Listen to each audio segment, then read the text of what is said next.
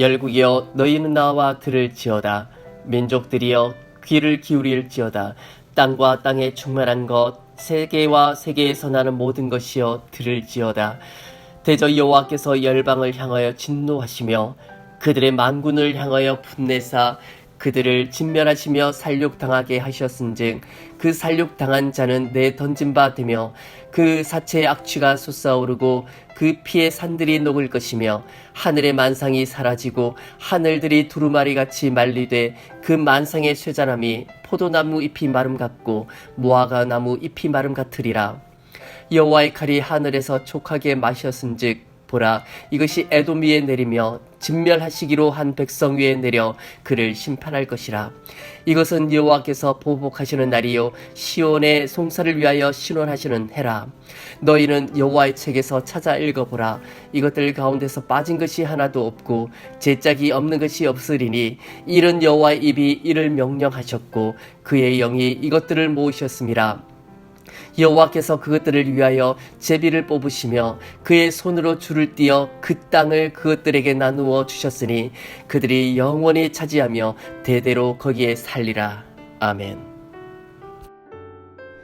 하나님은 온 세상의 주권자이십니다. 이것을 믿는 것이 너무나 어려운 시대를 살아가고 있습니다.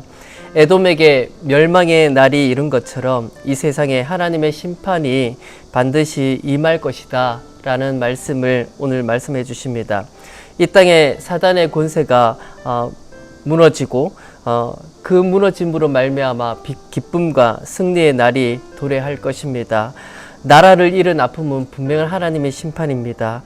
하나님의 열방을 향해서 만국을 향해서 분내시고 진노하십니다. 어떻게 진노하신다고 얘기하십니까? 포도나무 잎이 마름같이 무화과 나무 마름같이 하늘을 말려버리십니다. 이 땅에 당아새나 고슴도치, 부엉이, 까마귀가 살 것이고 그 궁궐에 가시나무가 날 것이며 그 견고한 성에 엉겅퀴와 새품이 자라서 승냥이의 굴과 타조가 살 것입니다.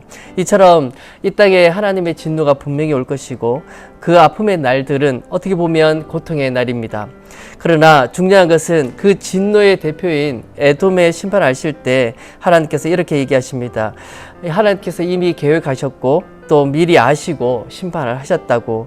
에돔의 칼이 에돔 위에 내리며 진멸하시기로 한 백성 위에 내려서 그를 심판할 것이다.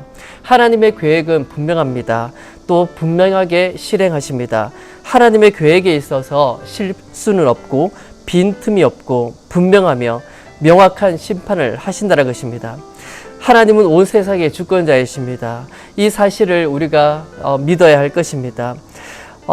나라가 일어서고 무너지는 것이 어떤 사람들은 어쩌다가 이렇게 되었다, 어떠면 이 세상의 힘에 의해서 일어난 것이다 라고 말하지만 분명한 것은 모든 역사의 주인은 하나님이시고 하나님이 움직이셔서 그 역사를 움직이신다는 것입니다. 그래서 믿음의 그 배후에 하나님의 역사가 있다는 것을 믿어야 할 것입니다. 이 믿음은 모든 믿음의 시작입니다. 그분께서 창조하셨고 그분께서 심판하셨고 그분께서 구원하시는 한 개인뿐만 아니라 모든 이에게 하나님의 역사가 주관하신다. 이것을 고백하는 저와 여러분들 되길 원합니다. 그래서 마지막에 이렇게 얘기합니다. 이 예언은 하나님의 입에 명령하셨고 반드시 이루어질 것이다. 우주와 역사에 대한 그분의 섭리와 경륜에 대한 그러한 신뢰가 오늘 일상에서 여러분들의 삶 가운데, 저의 삶 가운데 그 삶의 방식이 결정되고 나의 기도가 결정되고 나의 삶의 목표가 결정되는 그런 하루가 되기를 주님의 이름으로 축원드립니다. 기도드리겠습니다. 살아있는 말이신 하나님, 하나님은 이 역사의 주권자이십니다. 그래서 우리의 삶의 모든 곳곳에 하나님께서 일하시고 하나님께서 섭리하십니다. 이것을 선포하며 하나님 앞에 고백하며 이 땅의 모든 사람들에게 하나님이 살아계심을 우리의 삶을 통해서 선포하고자 합니다. 하나님 도와주시고 오늘도 하나님께서 살아계신 하나님께서 우리를 이끌어주시고 인도하여 주시옵소서.